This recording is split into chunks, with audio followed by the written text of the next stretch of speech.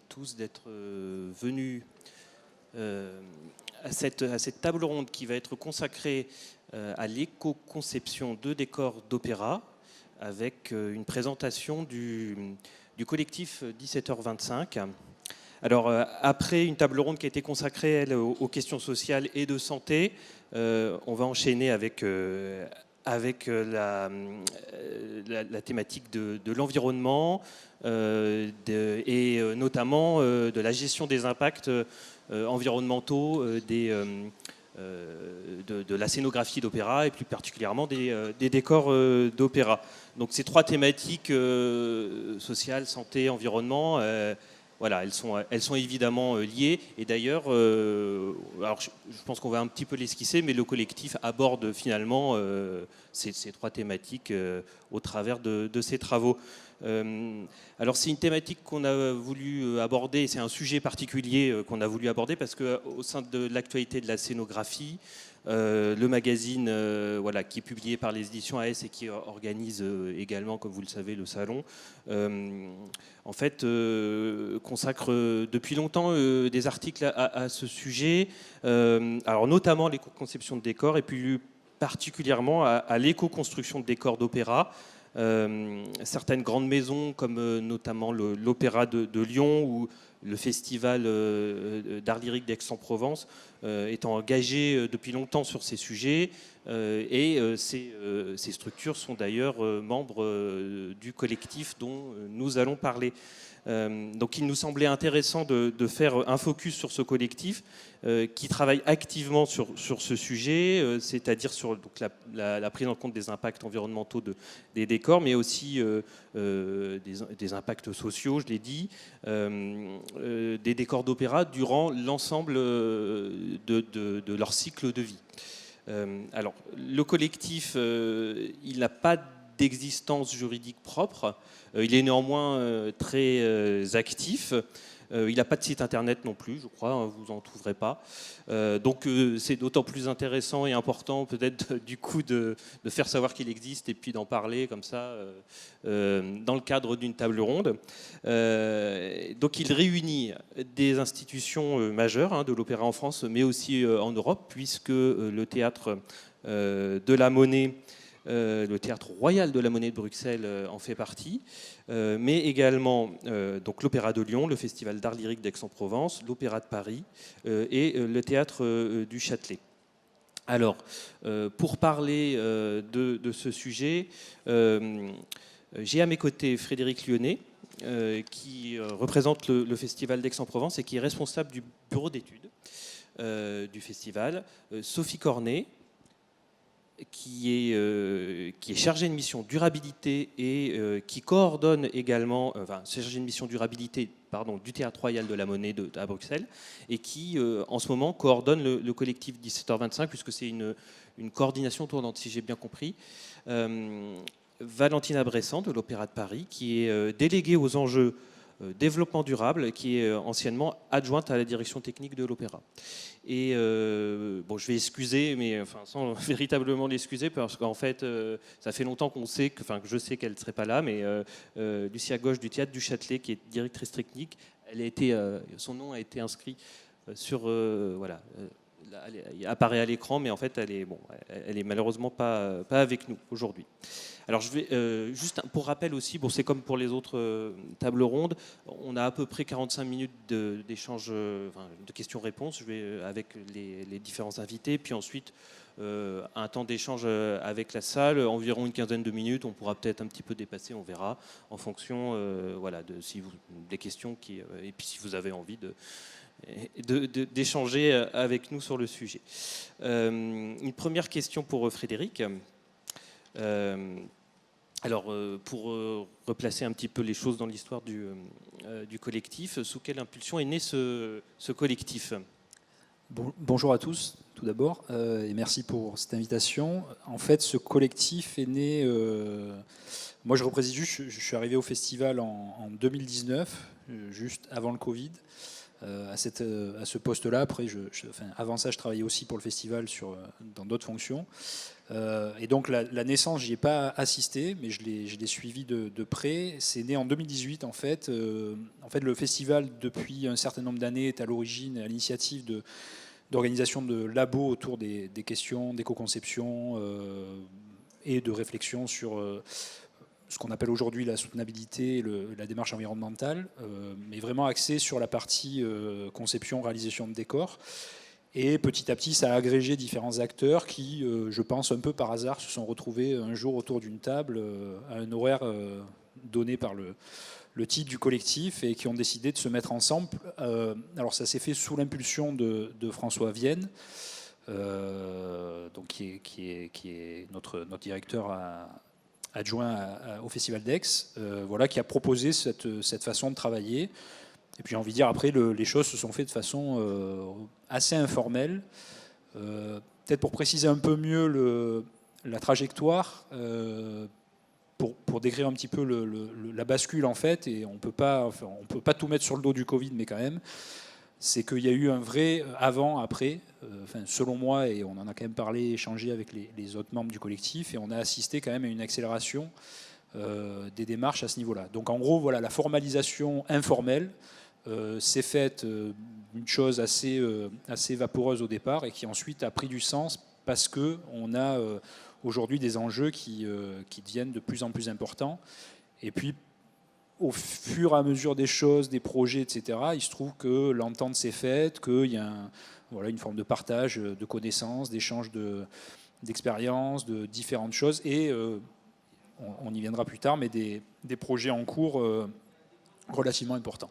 Sachant que le festival était engagé déjà depuis un certain nombre d'années sur ce sujet de l'éco-construction, conception de décors. Oui.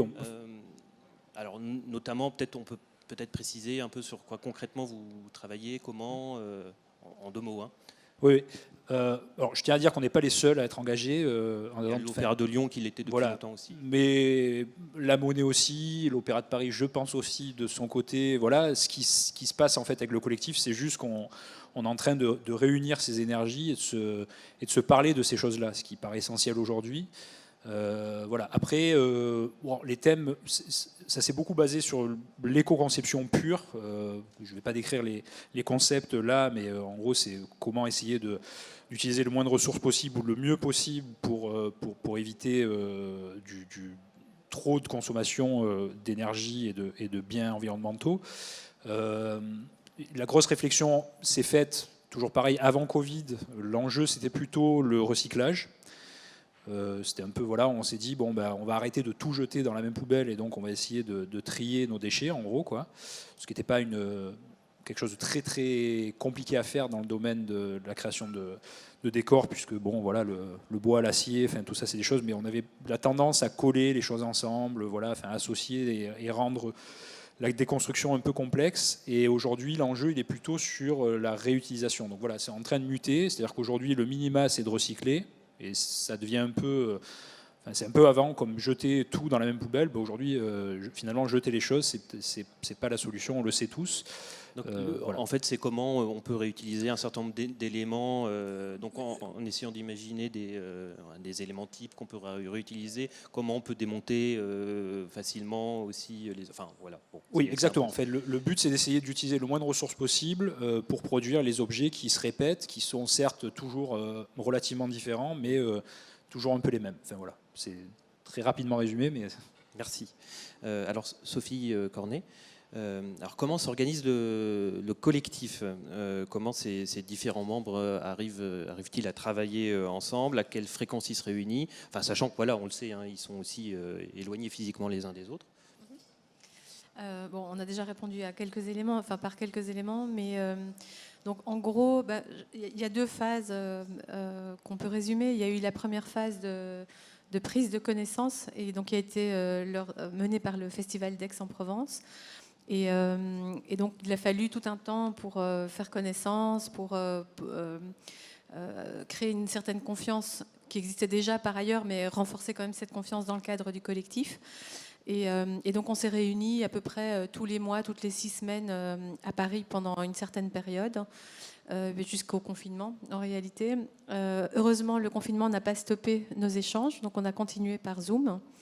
Et aujourd'hui, on se réunit très régulièrement, en fait, plusieurs fois par semaine pour le moment, ce qui est assez intense d'un point de vue des agendas, parce qu'on est dans la concrétisation de projets, ce qui nécessite beaucoup d'échanges entre nos équipes. Sur le fonctionnement, ce qu'on peut dire également, c'est au niveau de la composition du collectif. Donc, on a les directions générales qui sont représentées donc de chacune des structures, ce qui est en fait hyper important parce que c'est ce qui porte, je pense, le collectif et ses projets. On a également les représentants RSE, durabilité de chacune des structures. Donc ça, c'est une partie. Et puis, comme on a travaillé essentiellement jusqu'à présent sur des dimensions techniques, on a également les directions techniques, les bureaux d'études et ateliers décors qui sont là, dépendant des structures, c'est soit l'un, soit l'autre qui sont représentés. Voilà, qu'est-ce que je peux dire? Oui? Non, mais après, ça rejoint un petit peu aussi la question que je voulais poser à Valentina Bressan. C'est pourquoi ces lieux-là, en fait, est-ce que vous avez évidemment des problématiques communes, mais vous vous connaissiez aussi? Est-ce que c'est parce que il y a un certain nombre de spectacles qui tournaient dans ces mêmes lieux, voilà.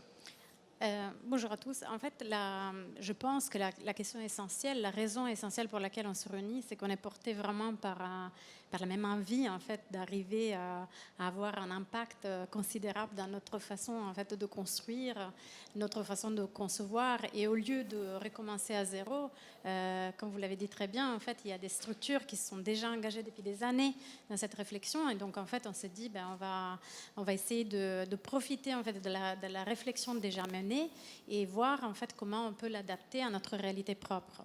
Alors il faut dire que l'Opéra de Paris, par rapport aux autres structures qui sont représentées, on a une dimension et des exigences, des problématiques propres qui sont un peu autres.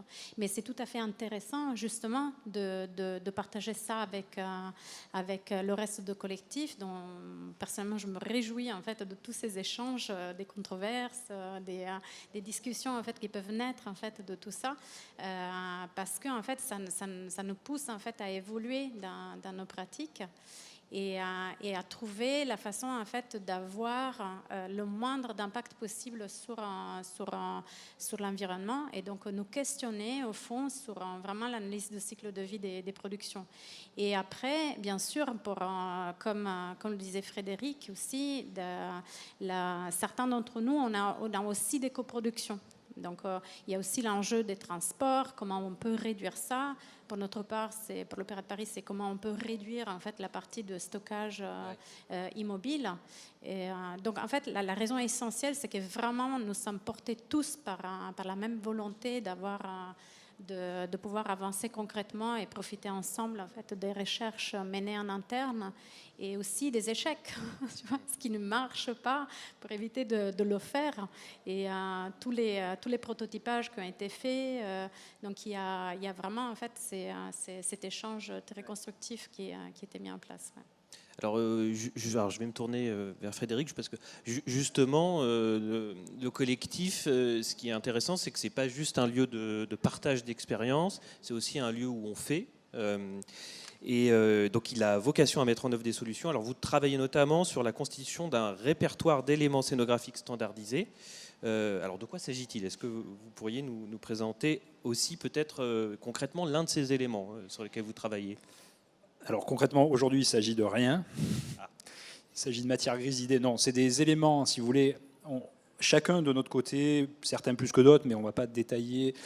On a essayé de se frotter à se demander qu'est-ce qui pouvait, ce sur quoi on pouvait agir, parce que c'est ce qui est le plus important. On est quand même tous, juste peut-être pour rajouter quelque chose, on est tous convaincus de la démarche, etc. On est aussi conscients de la chance qu'on a d'appartenir plutôt à des structures conséquentes qui permettent aussi de développer des choses comme ça, même si c'est beaucoup pris sur notre temps personnel, en dehors. Aujourd'hui, tout ça n'est pas complètement structuré dans nos rôles et missions. Donc ça se base quand même sur une forme de de volonté personnelle, etc. Mais il y a un terreau très fertile au niveau de ces différentes organisations, lié probablement à l'historique en fait de cette démarche au sein de ces organisations. Donc voilà, je mets juste en balance des vraies volontés personnelles des uns et des autres, mais en même temps des structures qui permettent de le faire. Parce que je n'ai pas que travaillé pour des grosses structures et je sais que ce n'est pas toujours facile de mettre en œuvre des questionnements comme ça et surtout de tenter de les réaliser. Donc c'est aussi une chance là-dessus. Mais du coup, on se donne une espèce de mission un peu d'essayer d'avancer, et pas au détriment des autres, mais au contraire.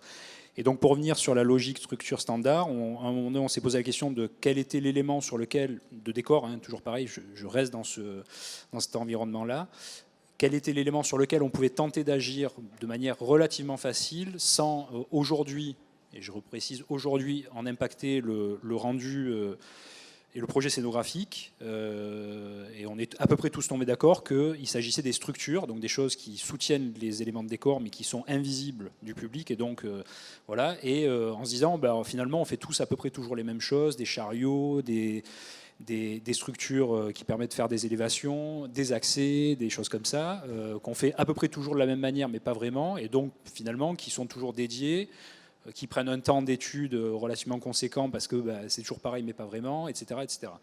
Et donc on s'est mis pour mission, mais c'est vraiment en cours de développement. On a testé chacun un peu de notre côté, on a des éléments standards, mais qui sont standards à nous-mêmes, donc c'est un peu dommage parce que c'est déjà pas mal. On peut les réutiliser nous, mais on ne peut pas les réutiliser avec d'autres, et surtout on ne peut pas forcément diminuer des volumes de stockage, de transport, etc. Et donc l'idée, c'est d'essayer de réfléchir à des objets qui soient standardisables, donc qu'on puisse proposer à large échelle. Et donc, alors c'est évidemment une question de consensus à un moment donné, il n'y aura pas de solution parfaite. Mais juste pour faire un parallèle technique avec des choses qui existent déjà, c'est tout ce qui est structure de pont, ce qu'on appelle de truss, quoi. Voilà. Mais pourquoi pas utiliser ces éléments-là qui ne sont pas suffisants à l'heure actuelle pour nos besoins, et y ajouter d'autres éléments qui seraient développés par nous, mais où il y aurait un consensus d'utilisation et de production et de développement qui ferait qu'à terme, ça éviterait de reproduire ces éléments-là, et donc de chercher à soit les recycler, soit et du coup de clairement dès le début poser comme principe de fonctionnement la réutilisation. En fait, l'idée, ce serait que chaque maison, chaque lieu ait ces éléments, dispose de ces éléments, ouais. Et ce qui éviterait aussi de les transporter en fait à chaque fois. Et parce qu'on sait que le transport en fait des décors a un impact carbone évidemment, et du coup de le limiter cet impact-là. Oui, en quelque sorte c'est ça. Si on peut faire un parallèle avec les métiers de la construction, c'est un parallèle un peu, qui n'est pas forcément extrêmement réaliste tout le temps, mais c'est le principe de l'échafaudage. C'est-à-dire, grosso modo, les échafaudages, après pour des questions de concurrence, de normes, de tout ça, ne sont pas toujours les mêmes, mais il n'empêche que le principe est toujours le même. Et c'est assez répandu quasiment à l'échelle mondiale. Et donc, en gros, c'est de se dire comment on peut réfléchir à des objets. Je vais prendre un objet concret qui est une sorte de chariot qui permet, aujourd'hui, on a tous des décors qui doivent se déplacer, soit en jeu, soit ensuite pour être stockés quand on a un théâtre d'alternance ou autre. Et donc, en fait, l'idée, c'est on produit des bases roulantes qui sont, encore une fois, toujours un peu différentes, mais à peu près toujours les mêmes. Et donc, nous, on a, et l'Opéra de Lyon aussi, par exemple, mais c'est un exemple parmi d'autres, on a travaillé sur un chariot dit standard, donc c'est un chariot métrique de 2 mètres par 1, sur lequel on peut potentiellement venir poser un praticable standard, type Samia ou autre, sans faire de pub pour les uns et les autres, mais c'est juste pour donner un exemple. Voilà, c'est un choix, c'est le choix métrique, 2 par 1, voilà, c'est peut-être pas ça, c'est peut-être ça, voilà. Et aujourd'hui, on est en plein questionnement là-dessus. L'idée de ce questionnement étant de vraiment essayer d'obtenir un consensus d'utilisation et d'usage, parce qu'il n'y aura de réussite dans ce projet que si c'est admis par le plus grand nombre de souhaiter et de vouloir utiliser ces éléments-là. Alors justement, vous avez, le collectif a récemment lancé un appel d'offres en lien avec cette volonté de créer un inventaire de solutions répertoires. Je vais me tourner vers Sophie Cornet. Est-ce que vous pourriez nous en dire davantage ? Oui.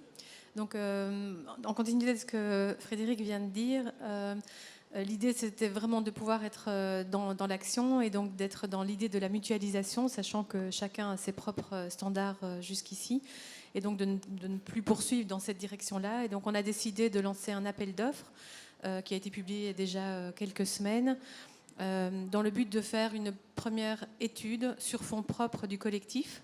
Donc chaque maison a mis un montant équivalent pour cet appel d'offres.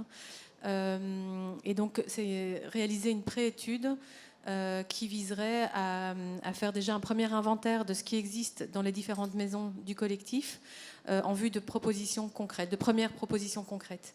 Alors le budget est assez limité, limité et en même temps conséquent. On a 30 000 € qui ont été mis sur la table, ce qui permet déjà de faire une première exploration. Dans l'idée, dans une deuxième étape, de pouvoir vraiment approfondir cette étude et d'aller dans l'expérimentation concrète, donc c'est-à-dire création de prototypes et intégration dans les productions. Et donc là, on en est dans la phase de préétude. On a sélectionné un bureau technique externe. Alors ça, c'était important pour nous que ce bureau soit indépendant des structures. Et donc, on a fait tout le processus de publication, réception des offres, analyse en collectif, ce qui était aussi un défi de pouvoir se réunir. Et donc, on va commencer à travailler début décembre. Je pense que je peux donner le nom des bureaux. Oui, oui. Je pense qu'il n'y a pas de réserve parce qu'ils sont sélectionnés. Je ne sais pas, mais... Oui, non. Donc, c'est CEN Construction et Slow Design en collaboration. Qui ont proposé, qui nous ont fait une offre qui correspond vraiment à ce qu'on avait défini dans le cahier des charges et qui nous proposent une équipe multidisciplinaire qui nous paraît très intéressante pour mener le projet. Très bien. Et ce projet, alors, du coup, il va durer combien de temps à peu près ? Donc le projet commence au mois de décembre et on attend les conclusions pour fin mars 2022.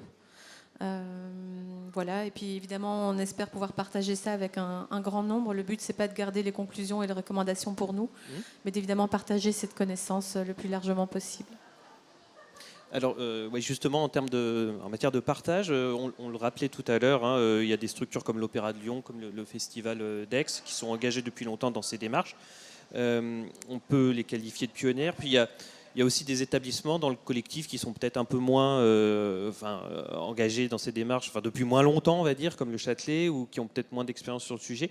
Est-ce que Valentina, le collectif est un lieu de diffusion alors ça c'était une question pour Frédéric à la base, mais des techniques liées à l'éco-conception et qui permet aux uns aux autres de s'appuyer sur l'expertise des autres. Mais bon, vous pouvez répondre tous les deux pour le coup. Oui, en fait, voilà, c'est le collectif, oui, ça permet effectivement de pouvoir se confronter. Mais en fait, c'est dans la continuité de ce que le Festival d'Aix avait initié il y a des années déjà, avec des labos de structures standards, par exemple, qui avaient impliqué beaucoup nos différents bureaux d'études. Après, voilà, c'est ce qui est intéressant en fait dans ce collectif, c'est que l'Opéra de Paris sort un peu en termes de dimension, de cadre, d'exigence aussi technique. On sort un peu des besoins de chacun, mais c'est tout aussi intéressant parce qu'en fait, pour moi, c'est aussi la question de comment on va décliner en fait ces standards qu'on va trouver, en fait, comment on va les décliner aux exigences propres. En fait, nous savons qu'à l'Opéra de Paris, compte tenu des volumes en fait de production, pour vous donner une ordre d'idée, en fait, déjà l'Opéra de Paris, ses productions sont stockées dans 1500 conteneurs. L'Opéra de Lyon, c'est 150. Vous voyez, c'est la proportion. Donc il y a 1500 conteneurs de décors. Donc déjà pour vous donner une idée, puis sous le plateau de la Bastille, il y a 4 productions, plus encore 3 dans le niveau -6. Et chaque production, en moyenne, c'est 10 à 12 conteneurs, mais on peut arriver jusqu'à 22 conteneurs à l'Opéra de Paris. Donc, en fait, pour nous, l'enjeu, en fait, vraiment de cette standardisation, et c'est vraiment spécifique à l'Opéra de Paris, c'est vraiment de comment nous allons réduire notre volume, donc comment nous allons vraiment échanger, profiter de cet échange. Parce qu'en fait, il n'y a pas aussi la notion de bilan carbone. Il faut aussi prendre en considération aussi les limites planétaires, donc aussi l'impact sur la biodiversité. Ça, c'est très, très important. C'est-à-dire qu'aujourd'hui, on s'engage en fait dans une réflexion sur la standardisation pour les 20-30 prochaines années, parce qu'en fait, il faut avoir en fait une vision à long terme. Et donc, en fait, il faut prendre en considération des constats que nous n'avons pas fait auparavant. Il y a beaucoup de structures qui utilisent encore du bois exotique, par exemple. Enfin, moi, je travaillais longtemps comme directeur technique à l'Opéra de Tours, mais au Corrégie d'Orange aussi. Et le Koumé, c'est vraiment un standard pour la qualité, etc. Mais aujourd'hui, il y a des structures en Europe, comme l'Opéra d'Amsterdam, c'est un peu un pionnier là-dedans, qui ont proscrit l'utilisation de bois exotiques. Donc c'est des questions, en fait. Nous devons nous poser toutes ces questions. En fait, nous devons faire évoluer en fait notre façon de construire, et puis aussi regarder en face quel est notre impact, et donc comment nous pouvons effectivement poursuivre notre activité, mais en prenant en compte l'impact sur la planète. Sur la planète, oui, sur l'exploitation des ressources planétaires. On sait aussi que je crois que c'est le Festival d'Aix qui travaille sur ces sujets depuis longtemps, en utilisant notamment, je crois, des peintures qui sont particulièrement responsables en termes d'impact sur la santé et sur l'environnement. Est-ce que vous pouvez nous en dire 2 mots, Frédéric, aussi ? Oui, ça c'est vrai que ça fait quand même un certain nombre d'années qu'au niveau de nos pratiques de réalisation de décors, on a essayé de proscrire au maximum. Je ne dis pas qu'on est... Enfin, aujourd'hui, on rentre dans une phase vraiment d'analyse. C'est-à-dire qu'on était un peu radicaux à un moment donné de mettre de côté certains usages. Et je pense que c'est assez nécessaire de passer par cette phase de radicalité. Aujourd'hui, on perçoit des problématiques autres qui sont parfois d'utiliser des matériaux biosourcés ou dits éco-responsables, ne sont pas forcément éco-responsables, notamment dans la durée, parce qu'il vaut mieux parfois utiliser un matériau un poil plus résistant, un poil plus polluant, enfin théoriquement tout polluant, mais qui est plus durable plutôt que... Voilà, et c'est aussi important puisqu'on est sur des projets, des décors qui sont amenés à vivre un certain nombre d'années, notamment et malheureusement un certain nombre d'années stockées. Et stocker parfois, on évoquait les conteneurs, mais c'est quand même des conditions de stockage qui sont assez délétères au niveau des décors. Donc ça impose parfois des pratiques. Bon voilà, donc, tout ça peut se questionner, mais bon voilà. Mais c'est vrai que oui, on essaie de réfléchir à l'usage, notamment du polystyrène, enfin tout ce qui est matériaux issus du pétrole. Oui. Le polystyrène, vous l'avez banni, je crois, depuis longtemps. On essaie, on trouve par du liège, oui, voilà, je crois. Et il y a de nombreuses solutions de remplacement, encore une fois, qui sont pas très... Enfin, je veux dire, on fabrique pas des engins qu'on envoie sur la Lune, donc c'est pas des choses très compliquées, mais c'est plutôt... C'est des démarches, c'est essayer c'est un peu de résistance au changement, c'est d'essayer d'amener ces choses-là, de trouver de nouvelles pratiques. Donc ça se fait beaucoup avec nos équipes d'éco, etc. Mais oui, il y a plein de choses faisables de manière assez simple. Après voilà, le fait de le faire depuis un certain temps, ça permet aussi d'en découvrir les limites et de re-questionner ces choses-là. Et donc nous, on est tout à fait... on a tout à fait envie de partager tout ça. Juste pour revenir sur la question, en fait, ce qui est très important au niveau du collectif et de ce développement de structure dit standard ou de tout autre concept, c'est qu'on est vraiment sur une logique dite open source. Donc, si ces choses-là se concrétisent, ça sera sous licence type Creative Commons, licence libre. Je le dis parce qu'on est dans un salon professionnel, donc l'idée, c'est absolument pas de commercialiser ces choses, ni même après, si des industriels veulent se saisir de ce genre de solutions, ça voudra dire qu'elles ont un certain intérêt, donc pourquoi pas, mais on veut aussi se protéger de la capacité de tout un chacun de se saisir de ces choses-là et de pouvoir les produire par soi-même, puisque c'est quand même l'idée aussi.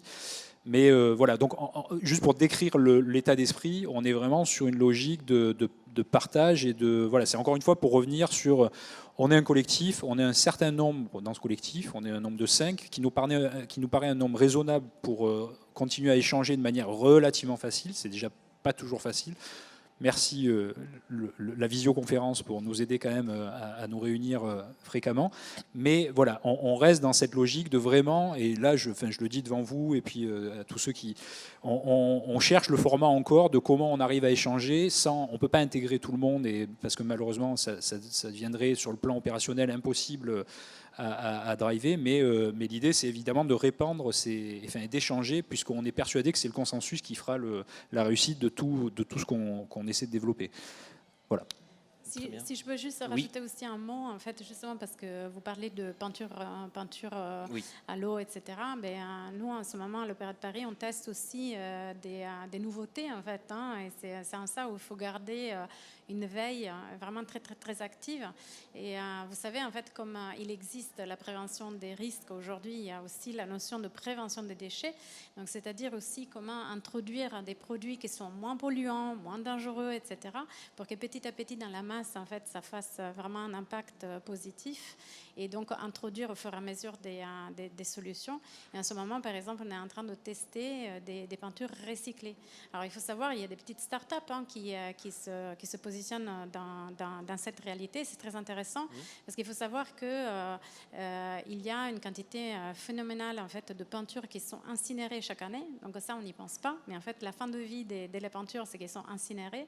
Et donc, les peintures recyclées permettent en fait, d'avoir un impact carbone 80% moins impactant que des peintures standards. Donc, et ça, en fait, quelque part, pour ma part, je suis assez gourmande de rechercher toutes sortes de solutions à tester et à proposer et tout ça. Et bien sûr, c'est des choses qu'on partage entre nous. Une fois qu'on les a bien testées, on sait que ça marche.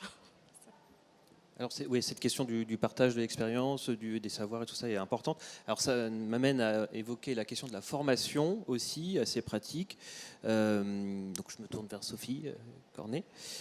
Comment est-ce qu'on forme aujourd'hui les professionnels à ces sujets-là, assez pratiques, qui ne sont pas, pour le coup, standards. Enfin, c'est pas les normes encore aujourd'hui. Alors, le sujet de la formation, c'est un sujet qui n'est pas encore très développé au sein de nos structures. C'est un sujet, par contre, auquel on doit réfléchir. Alors, on a essayé déjà d'évoquer certaines choses par rapport aux besoins qu'on pourrait avoir en formation au sein de notre collectif. Et on peut faire la distinction entre des formations plus générales. Donc ça, c'est, je pense, lié en général c'est un besoin général lié à la transition écologique. C'est comment augmenter tous en compétences sur les enjeux généraux auxquels on doit faire face aujourd'hui. Et donc il existe par exemple des outils que nous, par exemple au Théâtre de la Monnaie, on a commencé à utiliser, comme la fresque du climat. Je ne sais pas si vous avez déjà entendu parler de ça, qui sont des outils pédagogiques en intelligence collective qui permettent en groupe, monter en connaissance, en compétence face à ces enjeux. Il en existe bien d'autres aujourd'hui. Je vous cite juste un exemple que nous, on a testé avec notre gestion financière, qui a priori n'est pas le public cible le plus direct. Voilà, donc ça c'est un exemple. Et après, il y a toute la problématique des formations beaucoup plus spécifiques qui répondent à des besoins métiers. Alors là, il existe beaucoup de choses aujourd'hui sur l'éco-conception, etc. Mais c'est compliqué en fait d'aller pêcher la bonne information pour le bon métier. Nous, on a déjà organisé des formations en éco-conception générale qui permettent d'avoir une connaissance sur c'est quoi l'éco-conception, quand est-ce qu'on doit s'interroger sur les impacts. On a par exemple révélé que 80% des impacts se décident en phase de conception. Ce qui veut dire que les artistes ont vraiment un rôle à jouer. Donc on doit les mettre dans le dialogue environnemental, c'est impératif. Sinon on ne fait que optimiser sur les équipes internes, c'est-à-dire les ateliers décors, costumes, etc. Voilà, donc en fait c'est un sujet dont on essaye de s'emparer. Il y a des projets européens qui se créent maintenant sur cette question, spécifiquement dans le spectacle vivant, sur l'économie circulaire. La question étant comment est-ce qu'on intègre, quels sont les types de formations qu'on va développer en fait en lien avec les métiers sur l'économie circulaire. Voilà ce que je peux dire, je pense, sur les formations. Merci. Valentina, vous vouliez ajouter quelque chose Oui, non, mais enfin, c'est vrai que donc Sophie, elle a évoqué la question de la fresque de climat. Oui. Il y a aujourd'hui une réflexion qui est quand même assez mondiale. Donc, pour l'Opéra de Paris, on essaye en fait d'avoir une dimension qui est très, très, très large. Comme vraiment, on s'est inspiré de l'expérience de nos confrères pour écrire aujourd'hui en fait une feuille de route globale. Donc, c'est vrai que la première étape, c'est de comprendre quels sont les enjeux environnementaux. D'où en fait l'intérêt de la fresque du climat. C'est pas la seule. Donc il y a aussi des enjeux comme la fresque de la renaissance écologique qui permettent en fait d'envisager à quoi un monde souhaitable et peut-être une opéra souhaitable pourrait rassembler dans 10 ans, dans 20 ans, dans 30 ans. Donc c'est des outils stratégiques qui sont peut-être encore un peu de niche, et donc il faut un peu les partager. Et il y a aussi des publications très intéressantes qui sortent au niveau européen, comme par exemple The Theatre Green Book, Julia Bicycle en Angleterre. Donc c'est vraiment des sources d'inspiration qu'on se partage. On partage avec Opéra Europe, avec les directeurs techniques d'Opéra Europe, etc. Mais c'est vrai que la question de la formation spécifique aujourd'hui, elle n'est pas encore aboutie. Donc au niveau technique, il faut que vraiment tout l'ensemble de la filière de spectacle en fait se réorganise, parce que une des principes, des choses fondamentales que nous avons vues, c'est vraiment intégrer une notion de budget, en fait, de combien cela va coûter, parce que en fait, à seconde des réalités différentes, peut-être ça va être plus économique si effectivement on va avoir moins de transport, comme ça a été le cas prouvé par le Festival d'Aix. Dans notre cas, est-ce que ça va être la réalité? Peut-être pas. Donc du coup, il faut intégrer aussi la notion économique dans la structuration. Quelque part, la feuille de route de chaque établissement, c'est un peu comme une haute couture. C'est un habit fait sur mesure en fonction de la réalité de chacun. Donc ça ne peut pas se copier-coller, mais vraiment puiser en fait dans les spécificités de chacun. Ça, c'est très important. Et vraiment la notion de temps, de pouvoir intégrer dans la planification, mais vraiment dès l'origine. Et ça, Julia Bicycle, enfin, dans le Theatre Green Book, le pose vraiment clairement. Comment intégrer dans le planning, à chaque étape, le temps nécessaire de ces échanges, de ces réflexions, qui après, sans doute, dans le temps, vont se réduire. Ça va devenir des automatismes, mais pour l'instant, ne le sont pas encore. Donc ça, c'est vraiment toute l'échelle, en fait, de la structure qui doit se former. Petit détail, Oui. je pense que ce qui est important sur l'éco-conception en termes de formation, c'est aussi tous les outils d'évaluation. Donc c'est que les équipes puissent s'approprier vraiment ces outils d'évaluation carbone, ACV, mieux comprendre en fait ce qui se trouve là derrière pour objectiver aussi les choix qui peuvent se faire. Et puis rien ne remplace non plus l'échange comme on peut avoir au sein du collectif, qui est aussi une certaine forme de formation par l'échange de bonnes pratiques et de réflexions que les uns et les autres peuvent avoir. Voilà. Merci. Valentine a parlé de temps, là on n'en a plus beaucoup, parce que je crois que Sophie Cornet aussi doit bientôt partir. Bon, on peut passer du coup à l'échange avec la salle. Voilà, si vous avez des questions, faites-moi signe, je viendrai vous passer le micro. Je vous demanderai de vous présenter à chaque fois. Oui. Bonjour. Alors, je suis scénographe, éclairagiste. Moi, la principale question que je voulais vous poser, c'est qu'est-ce que vous préconisez pour vraiment, disons, la conception des projets? Parce que c'est là que se situe l'essentiel des questions, à savoir que, bien évidemment, en tant que concepteur, on imagine le devenir du décor, de l'éclairage. Enfin, moi, je conçois comme ça mes projets. Mais quand bien même, qu'est-ce que on peut faire qui peut aller vers... Alors, j'ai bien vu sur Internet vos projets, votre plateforme, etc. Et donc, je vois bien les ressourceries, etc. Mais je voudrais voir de façon plus concrète ce que vous proposez qui peut aller vers un sens d'une éco-responsabilité du décor et de l'éclairage. Merci. Merci. Qui veut répondre? Alors après, il y a déjà des projets très concrets qui ont été réalisés, notamment par l'Opéra de Lyon, par le Festival d'Aix aussi. Après, je ne sais pas si ça m'est adressé personnellement. Moi, je suis aussi... Ah oui, d'accord, ok. Moi, je suis scénographe aussi. Donc, j'ai un parcours aussi de scénographe. Donc, c'est vrai que la question en fait, artistique, pour moi, ça me tient particulièrement à cœur. Alors, c'est vrai qu'en termes de scénographe, on n'a pas tous la même approche sur la création. Il y en a qui, par exemple, dans le cadre en fait, d'une éventuelle réutilisation d'éléments existants, des choses comme ça, parce que la question se pose éventuellement. ont besoin de pouvoir voir les éléments à disposition. Pour ma part, dans mon processus créatif, quand je crée un décor, je pars par l'écriture. Donc je pense qu'on est assez en consensus le fait que l'artiste doit être libre de créer. Par contre, éventuellement, pourquoi pas introduire des étapes intermédiaires, c'est-à-dire que, mais ça c'est vraiment à titre personnel, hein, c'est vraiment de mon expérience en fait de scénographe. Parce que je me suis retrouvée à travailler avec des théâtres qui n'avaient pas de sous. Et donc, du coup, il fallait, ce qui n'est pas du tout le cas, hein, bien sûr, on connaît très bien tous les théâtres en plein de sous. Donc, quand je me suis retrouvée à travailler en tant que scénographe, on me donne en fait des choses à récupérer. Et donc, c'est vrai que le processus créatif est quand même différent.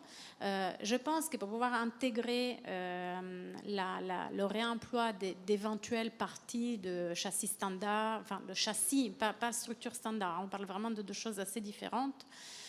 Il faudrait donner la possibilité d'arriver avec un projet qui est le fruit propre de scénographe, mais avant qu'il arrive avec son projet définitif. En tout cas, c'est mon approche pour voir qu'est-ce qu'éventuellement on peut récupérer, intégrer pour que le réemploi, ça soit une démarche qui puisse enrichir le processus créatif plutôt qu'une contrainte.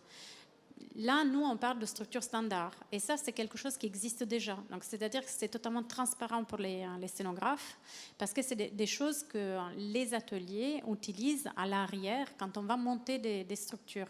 Donc, c'est vrai qu'on s'est vraiment posé la question de l'implication des artistes et on va le faire de toute façon, d'une certaine manière. On va voir comment pouvoir le faire. Mais que ce soit clair, en fait, notre objectif, c'est vraiment de trouver les structures qui sont à l'arrière. Donc c'est comme l'échafaudage, comme le dit Frédéric. Hein, donc c'est pour ça. Mais voilà, moi je vous donnais aussi ma vision en fait sur la partie artistique. Non, peut-être juste pour préciser, c'est en fait on est confronté quotidiennement à ça. Alors avec un biais qui est qu'on est quand même dans des structures conséquentes à nouveau et que il se trouve qu'on travaille avec des scénographes qui ont beaucoup de travail et qui du coup ont peu de temps et dans des échelles de temps qui paraissent longues et en même temps qui sont extrêmement courtes. Et j'ai envie de dire, une des réponses principales à la capacité à anticiper ces choses-là, c'est le temps. C'est-à-dire qu'il faut se laisser du temps, ça prend du temps de réfléchir, de proposer ces choses-là, de travailler avec des scénographes, de revenir sur des scénarios, de éventuellement proposer d'autres solutions qui pourraient permettre d'être plus vertueuses.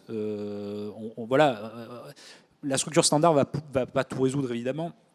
La structure standard, elle peut être à hauteur de 50% ou de 20% ou de 80% ou de 100% sur un décor. Donc en fait, le but, c'est évidemment aujourd'hui, et je précise bien aujourd'hui parce que le contexte nous le permet encore. On a encore de l'énergie, on a encore des ressources pour se permettre de dire ça. Et tant mieux. C'est juste qu'est-ce qui sera demain quand on aura des contraintes beaucoup plus fortes. Et moi, je fais partie des gens, et je pense que ce qui nous réunit dans le collectif, c'est de ne pas attendre d'être dans le mur pour se réveiller et réagir. Donc c'est un peu, je pense que ce que les gens qui portent une attention à la dimension environnementale se posent comme question. Et puis on finit toujours par dire, bah oui, mais on le savait. Et ça fait pour certaines choses 30 ans qu'on le sait. Donc... Et le but, c'est pas non plus de revenir.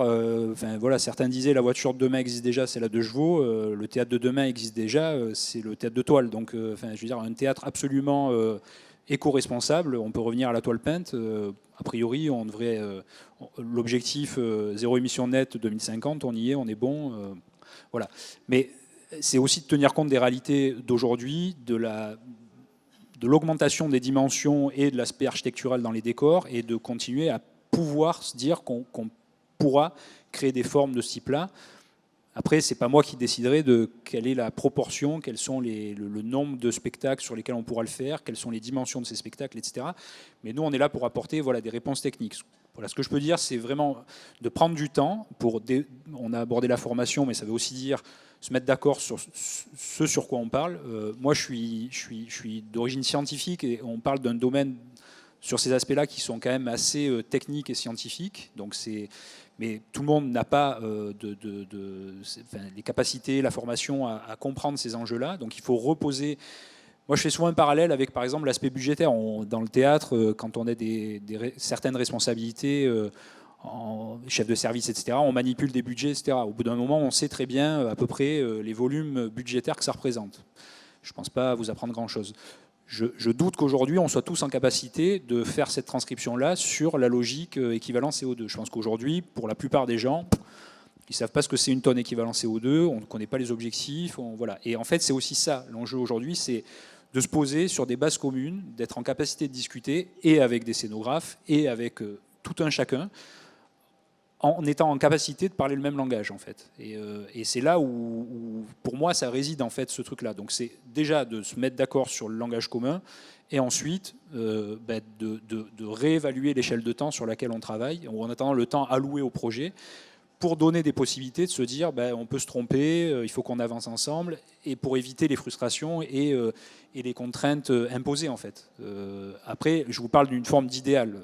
La vie n'est pas comme ça. C'est pareil, je ne pense pas vous apprendre grand-chose. Donc forcément, il y a un moment donné où va rentrer en jeu cette forme de consensus en partie imposée, et qui sera, selon moi, imposée par des contraintes extérieures, qu'elles soient d'ordre budgétaire. Et quand je dis budgétaire, c'est parce que moi, je milite pour une comptabilité carbone, pas pour de la compensation, mais pour qu'on considère la comptabilité carbone dans nos calculs et dans nos productions. Voilà. Et donc un des enjeux, par exemple, ce serait de pouvoir annoncer à des scénographes de dire une production, c'est pas X milliers d'euros, c'est X équivalent, enfin tonnes ou kilos équivalent CO2. Mais il faut que tout le monde sache qu'on parle de la même chose. Et c'est très compliqué aujourd'hui. Cette évaluation-là est extrêmement complexe, y compris quand vous évoquiez tout à l'heure la logique du calculateur, etc. C'est des outils qui nous ont permis de progresser dans ces réflexions-là et qui nous font, c'est compliqué à dire, mais du coup, je peux que vous dire que c'est des questions compliquées. On ne parle pas de choses simples, quoi. Et voilà.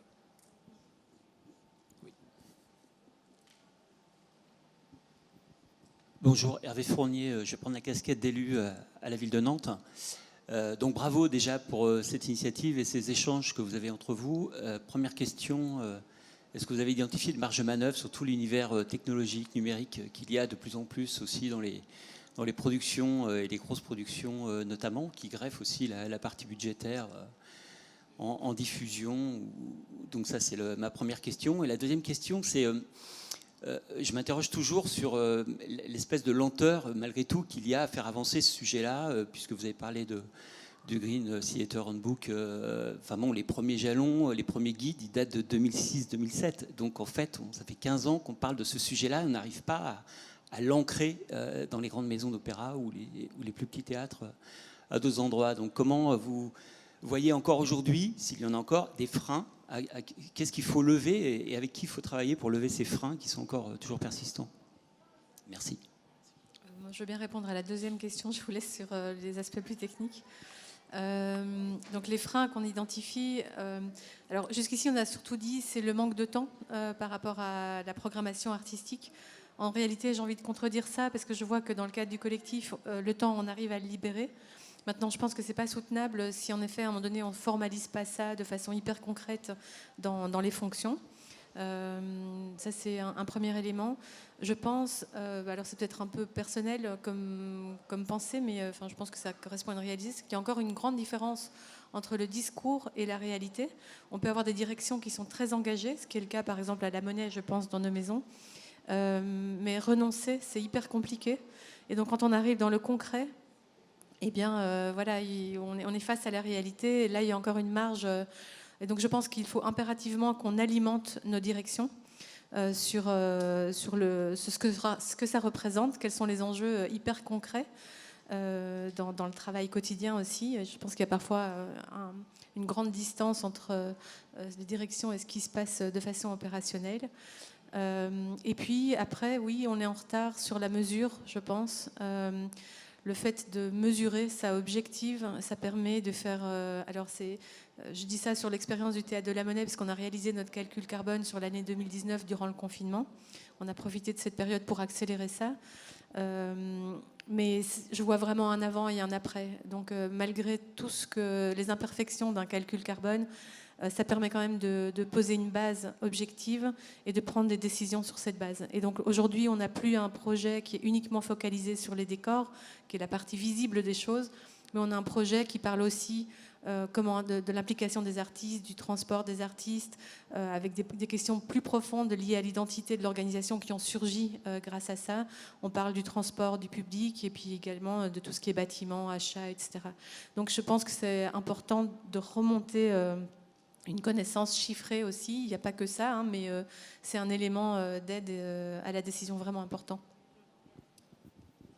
Oui, effectivement, en fait, je rebondis justement sur ce que Sophie vient de dire et aussi pour vous répondre. En fait, la question de calcul vraiment se pose, mais avant tout la question de la connaissance. C'est-à-dire qu'il faut aussi pouvoir intégrer et incarner ces questionnements à l'intérieur d'une structure. En fait, pour ma part, je suis à temps complet depuis quelques mois là-dessus. C'est une chance que toutes les maisons n'ont pas.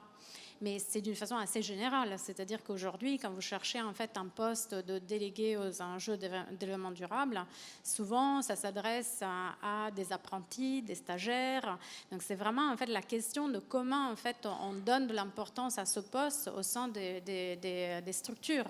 Donc ça c'est vraiment la première chose, c'est dégager en fait, de décider en termes des directions, de consacrer du temps, des moyens pour revoir le fonctionnement d'une structure et imaginer autre chose. Donc ça, c'est vraiment la première chose. Et la deuxième, c'est tout ce travail de recherche, tous les documents que nous lisons, que nous étudions, etc. Mais ça prend un temps de dingue. En fait, vraiment de collecter toutes ces informations, de les confronter, de voir comment pouvoir les réintroduire en interne. Donc, la première étape pour ma part à l'Opéra de Paris, ça a été en fait de convaincre la direction générale, dont je suis très très, très fière en fait, d'inscrire la stratégie de développement durable dans le cadre de 17 objectifs des Nations Unies. Parce qu'effectivement, quand la connaissance en fait, des enjeux de développement durable, donc on prend la chose beaucoup plus large, c'est une approche en fait holistique et systémique. Holistique parce qu'en fait dans notre structure il faut prendre la totalité en fait de notre fonctionnement, mais vraiment de la programmation aux produits dérivés en fait qui sont vendus au public, vraiment dans sa totalité. Et donc bien sûr la mobilité du public, mais est-ce que nous pouvons renoncer à la mobilité du public? Est-ce que nous pouvons renoncer à notre public? Bon, il y a cet ouvrage fantastique en fait Décarbonons la culture qui vient de paraître, que je vous invite à découvrir, qui est vendu ici à la librairie.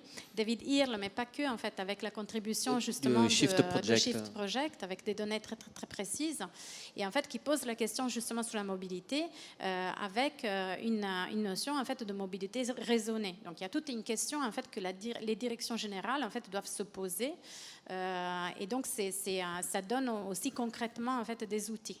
Donc pour beaucoup de structures, la mobilité c'est ce qui a le plus d'impact. En termes d'impact carbone, la mobilité du public, c'est ce qui est la source numéro 1. Est-ce que nous devons pour autant ne pas s'occuper de l'éco-conception? Bien sûr que non, parce qu'en fait l'éco-conception c'est ce que le public voit.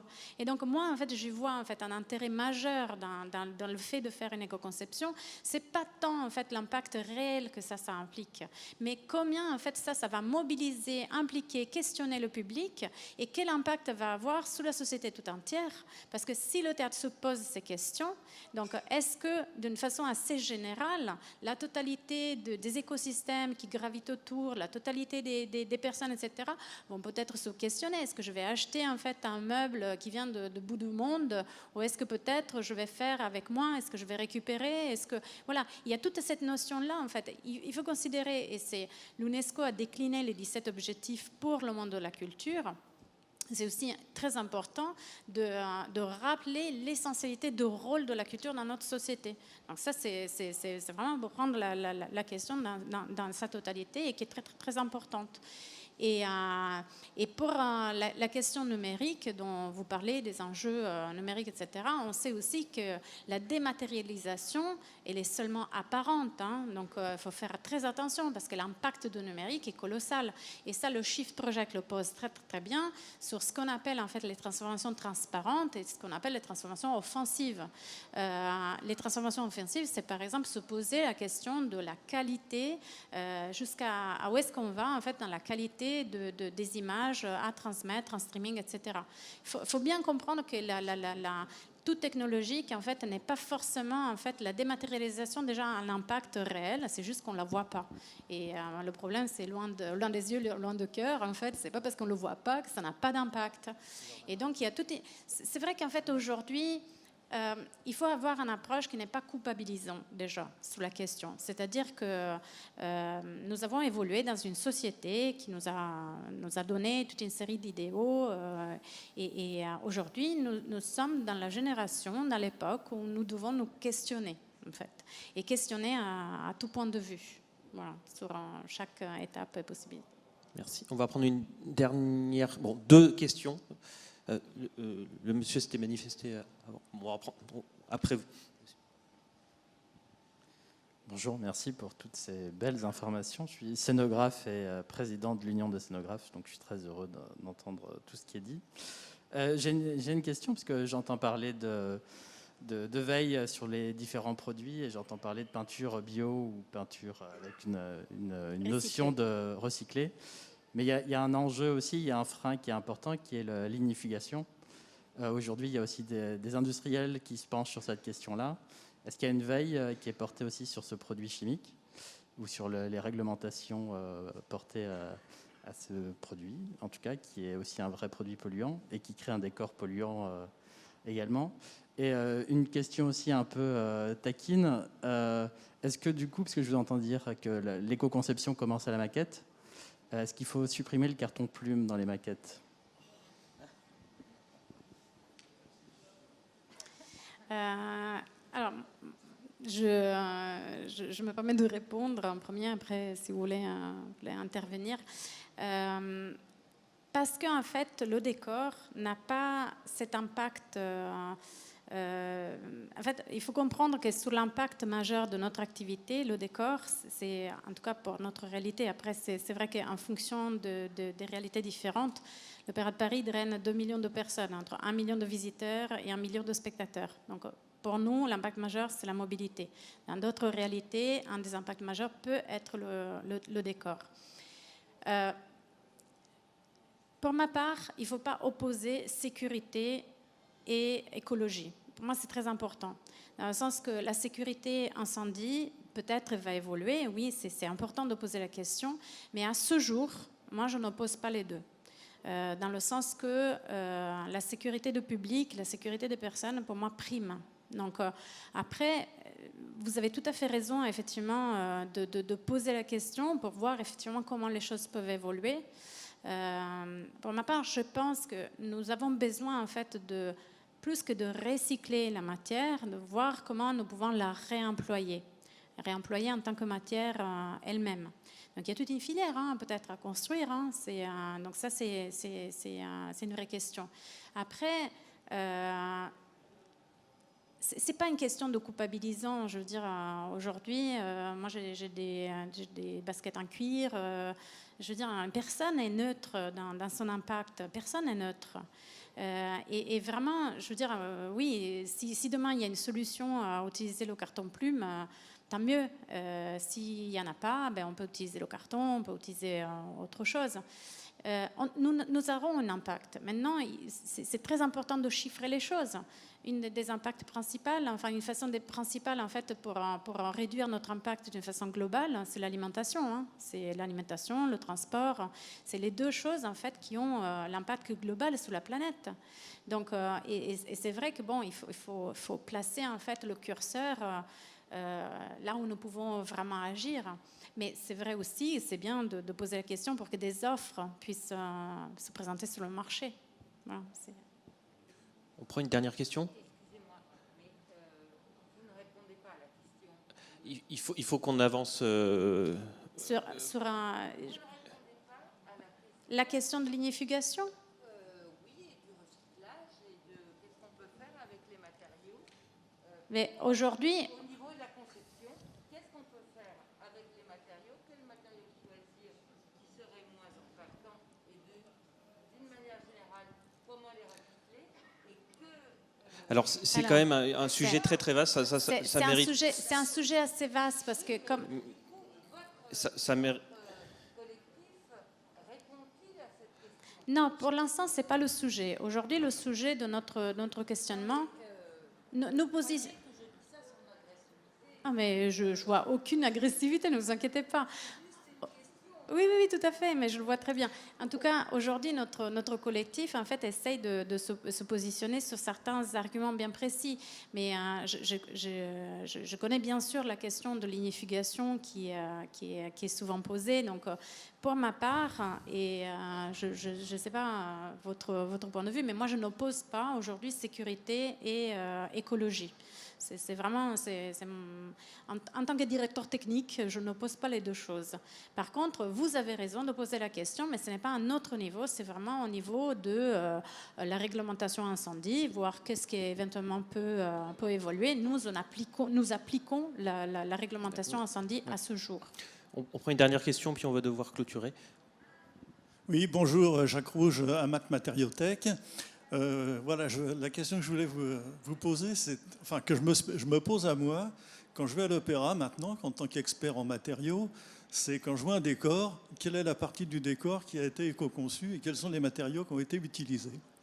Donc, ce que je pourrais vous suggérer, c'est que dans les programmes de salle, le plus grand public étant maintenant très sensibilisé à l'environnement, ça serait bien de dire voici ce que nous faisons pour l'éco-responsabilité. Quels sont peut-être pas la nomenclature bien sûr, hein, mais nous avons utilisé tel type de matériaux, ce qui nous permettra de faire un bilan carbone beaucoup plus responsable.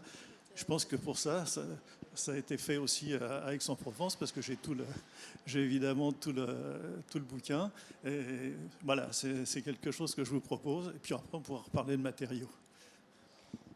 Frédéric, vous voulez peut-être répondre? Non, mais ça souligne un aspect très important qui est la communication. C'est vrai qu'aujourd'hui, c'est compliqué. Enfin, voilà, en fait, on ne sait pas vraiment ce sur quoi communiquer parce qu'on n'est pas sûr de nous. Donc, en fait, il faut qu'on soit capable de trouver et ces données chiffrées. Voilà, parce que communiquer pour dire on fait de belles choses, ça, on l'a fait pendant longtemps. On voit bien que c'est pas extrêmement satisfaisant. Là, on a une attente qui est d'autant plus forte aujourd'hui, comme vous le dites, parce qu'il y a une connaissance qui augmente. Alors, faut rester modeste parce que ça reste quand même de la part de certains publics. Enfin, je resitue juste, hein, il y a somme toute assez peu de gens qui vont voir des spectacles, malheureusement, enfin, pas heureusement d'ailleurs, mais malheureusement. Mais en disant, il faut en tenir compte, donc on n'a pas toutes les vertus. Donc voilà, c'est vraiment de la communication. Juste pour revenir un tout petit peu avant, je pense que en gros, c'est avec vous qu'il faut qu'on bosse, parce que l'Union des scénographes est quand même moteur dans la capacité à faire bouger les lignes, notamment réglementaires. Voilà, on est quand même un petit milieu, hein, c'est le milieu du spectacle, ça reste un milieu qui relève plutôt de l'artisanat, on n'est pas la grande industrie. Donc aujourd'hui, quand on cherche des procédures, des normes, des choses comme ça, on va les chercher du côté de l'industrie, on les subit plus que ce qu'on les accepte. Or, on n'a pas forcément les contraintes, les usages et autres de l'industrie. Et donc, voilà. Mais je prends un exemple très simple, c'est aujourd'hui, quand on veut utiliser un matériau qui n'est pas classifié, c'est le parcours du combattant, quoi. Et le modèle économique aujourd'hui fait qu'on n'est pas capable de classifier des matériaux. Donc on va plutôt vers des solutions existantes, etc. On n'est pas non plus un domaine qui représente un chiffre d'affaires suffisant pour des industriels qui souhaitent développer des marchés. Enfin voilà, il faut tenir compte de tout cet environnement. On est une petite goutte. Après, je pense qu'il y a, comme le disait Valentina, il y a une disproportion entre ce qu'on représente sur le plan économique. En plus, c'est un cercle qui est assez... Enfin, certains ont tenté de le décrire, mais finalement, ça se répand beaucoup plus largement que ce qu'on le pense, simplement sur le point de vue économique. Et on a un aspect symbolique très fort. Et je crois que c'est ça qui nous occupe le plus, et ça répond en partie à votre question, mais de manière très rapide. C'est qu'en gros, nous, on joue sur la symbolique. Et c'est pour ça que faut pas... Enfin, aujourd'hui, on est dans un moment où on n'a pas envie de raconter n'importe quoi. Enfin, voilà, on n'a pas envie de juste... oui, on peut le faire à travers des histoires, mais on ne peut pas raconter des histoires, quoi. Enfin, faut qu'on raconte des histoires à travers des choses qui sont ancrées dans quelque chose de réel et de complexe, mais de réel. Et donc, c'est ce qui... Et là, bon, voilà, ça pourrait, je pense, occuper le temps de 10 tables rondes, mais... mais je pense que ça peut être un objectif à inscrire. En tout cas, ça fait partie des objectifs qu'on peut se fixer. Hein. C'est clair. C'est évident. Juste un dernier mot, parce que j'en ai pas parlé. Le mot de la fin. Ouais, le mot de la fin, c'est juste pour le guide méthodologique. Je fais un peu de pub, je suis désolé, mais comme vous en avez parlé, et puis voilà. Le nouveau guide va sortir. Alors, j'aurais souhaité vous pouvoir le communiquer aujourd'hui, sauf que le site du festival est HS aujourd'hui, malheureusement. Je passais un signe, mais voilà. Donc, juste pour vous dire que le guide méthodologique, donc V2, donc un petit peu augmenté, actualisé, et surtout, en fait, il y a une traduction en anglais qui a été faite de ce guide, ce qui était un peu limitant jusque-là. Voilà, c'est un des éléments de référence dans le secteur. C'est pas le seul, évidemment, mais il est accessible et voilà, ça se passe sur le site du festival. Voilà, c'était juste ce que je voulais rajouter. Merci à toutes et tous, merci à nos invités. On voit que c'est un sujet qui suscite l'intérêt et la discussion, c'est bien, c'est encourageant.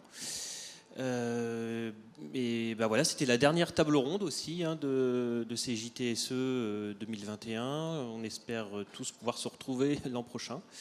Merci d'avoir contribué à faire vivre ces échanges. Voilà.